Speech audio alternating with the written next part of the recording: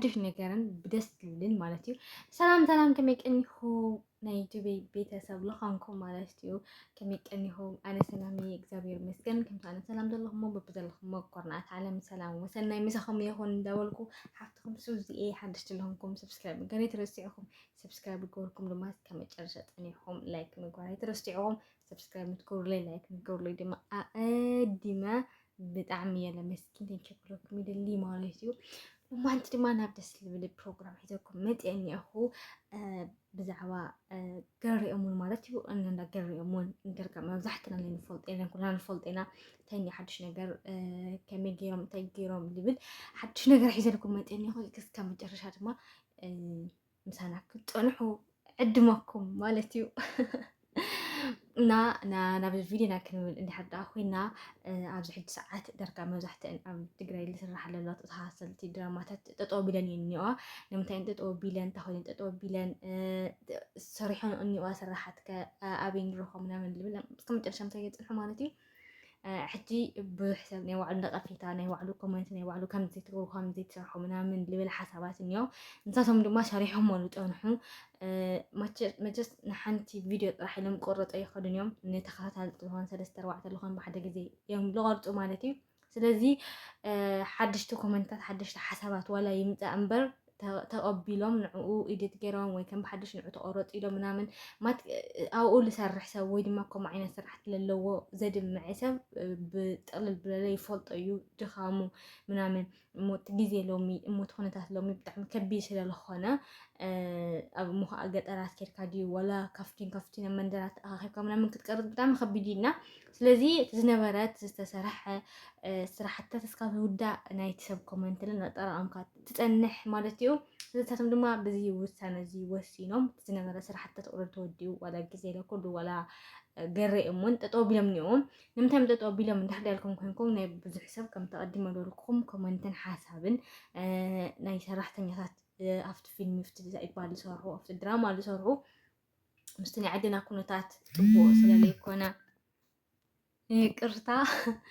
تبو سلالي كونا مستدني إيه كل سبب أبتأجم أبشجر أفرحي بوزح نجرات تشممني أسلزي زلوا من مالتي مفتحتات مقماتي ومالتي وتمفتح انتان سود ما حدا كافت عدي موتى مالتي ونحكوا أو كافت عدي ووتي خلنا صراحة طويل لله سلزي نعقول خون سوات مت للاش راي كميحش قلديحش لولو حسابات ممتع كأوت سبت رخيو نتي سرح نسو يدم معدو بقبو كم تاني مجمر تاسو كوينو شي يسرح دمنا من نايمك ايار نقرات بوزح يزقاطم مالتينا سلازي ولا تحسب زمن ወይ ድማ ተደራሲ ኮፍ ክብል ከልማት እሱ ወላ ሰለስ ህይወት ሒዙ ግድን ይቆጥ ዝተወሰነ ነገራት ወይ ድማ ኩሎም ተወፅኦም ተዘለዎ ከባብም ብሓልታት ኣኻኺብካ ናይ ምስራሕ ተመቺ ለይክኸውን ይኽእል ስለዚ እስታት ነገራት ከበድቲ ነገራት ኮይኖም መጥኦም እኒኦ ማለት እዩ ስለዚ ሓደ ናይቲ ሰብ ሓሳብ እንታይ ይኹን ከመይ ይኹን ልብል ባዕሎም ምስ ባዕሎም ዘለዎም ገምገማት ከምቲ ዝበልኩሙ ናይ ሰብ ሕጥረት መብዛሕትኡ ይወፅእ ዘሎ መጨረሻና ከመይ ይኽብል እግዚአብሔር ይፈልጥ ሰብ ዋላ ሓንቲ ሓይሊ ይብሉን ዓቕሚ ይብሉን ብዝተኸኣለ መጠን ግን የጥቃዕካ እዩ ስለዚ ትዘኒኤ ናይ ዓድና ኩነታት ብጣዕሚ ከቢድ ዝኾነን ኣስጋእን እዩ እሞ ከዓ ከምዚ መጀመርታት ዝኾነ ነይሩ ፅቡቅ ነይሩ 3-4-5 ዓመታት ወላ ብኩናት ይኹን ወላ ብዘይ ኩናት ኣብ ዕፅዋን ክባንኒ ስቲል ናብ ህዝብና ማለት እዩ ኩሉ ነገር ኣክሰስ ኣይረክብን ዘሎ ተፃዊርካ ክትፃወረ ይትኽእልን ኢኻ ክኽእለልካ ዝከኣል ነገር ኣይኮነን ስድራ ትመርሕ ኢኻ ዓርስካ ትመርሕ ኢኻ ቤተሰብ ኢኻ ትመርሕ ምናምን እስታት ነገራት ድማኒ ግድን ክትሰርሕ እኒኢካ ክትሰርሕ እንድሕር ደቂ ሰባት ልልዮም ነገራት ክህሉ እኒኦ ማለት እዩ እስታት ነገራት ድማ ስለዘየለ ሰብ ኣብ ከቢድ ዝኾነ ቅልውላው መፅኡ እኒኤ እቲ ቅልውላው ንሱ ድማ መፍትሒ ካብቲ ዓዲ ምውፃእ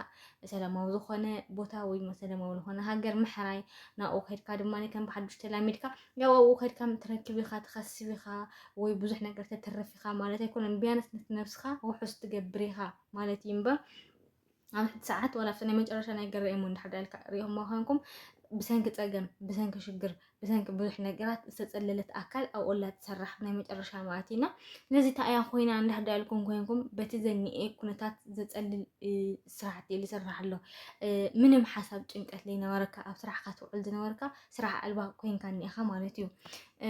ናይ ባዕልኻ ስራሕ ናይ ባዕልኻ ብመንግስቲ ድዩ ብዝኾነ ይኹን ነገር ተዋፊርካ ካብ ገዛ ወፂኻ ትውዕል ዝነበርካ ናይ ባዕልኻ ሃፍቲ ተኻዕበት ዝነበርካ ብመንገዲ ይኹን ብዝተፈላለዩ ነገራት ትሰርሕ ዝነበርካ ኩሉ ነገር እንድሕር ተመንጢልካ ኮይንካ ናይ ሰብ ዕዳ ኣለካ ከም ዝብልኩም ዓንቲ ወይ ስድራ ፋሚሊ ትእክብ ኢኻ ወላ ዓርስኻ ለሲ ባዕልኻ ተመሓደ እንድሕር ኮንካ እንድሕር ዘይትሰርሕ ኮይንካ በይኒ እንዲ ኢልካ ተጨቢጥካ ኣይትውዕልን ኣይትሓድርን ኢኻ ማለት እዩ ስለዚ ምስቲ ዘኒኤ ነገራት ናይቲ ዓድና ፕላስ ተሓዊስዎ ብጣዕሚ ከቢድ ስለዝኾነ እስታት ነገራት ነቲ ስራሕቲ ንኽጠጠው ንኽብል ንኽቋርፅ ድማ ጠንቂ ኮይኑ እኒአ ማለት እዩ ስለዚ ኣብ ቀፃሊ ተስፋ ይገብር ኣብ ቀረባ ግዜ ክመፁ ኣብ ቀፃሊ ፅቡቅ ዝኾነ ስራሕትታት ፅቡቃት ዝኾኑ ነቲ ስራሕ ዝምጥኑ ሰባት ተራኺቦም ፅቡቅ ዝኾነ ስራሕቲ ነቲ ህዝቢ በጅወግ እንዳገረመን ብጣዕሚ ቆንጆ ዝኾነ ስራሕቲ እዮም ዝሰርሑ ማለት እዩ ንብዙሕ ዓመታት ቀሊል ዓመት ኣይኮነን ኣብ እዝኒ ህዝቢ በፂሖምና ነቲ ሰብ ህዝቢ ድምፂ ኣብ ምዃን ነቲ ዘኒኤ ነገራት ኣብ ምንፅብራቕ ምናምን ናይ ባዕሉ ፅልዋ ኣለዎ እዩ ንዓኣቶም ፅልዋ የብሎምን ዝኾነ ጠቕጠ ይግበረሎምን ማለት ኣይኮነን ግን ንሱ ኮንትሮል ገይሮም ነቲ ዘኒኤ ነገራት ኢሎም ነቲ ሰብ ድምፂ ካብ ምዃን ንድሕሪት ኣይወሉ ማለት ነው ብዘገጠም ደቂ ምስጎኑ ላይ ይግብኦም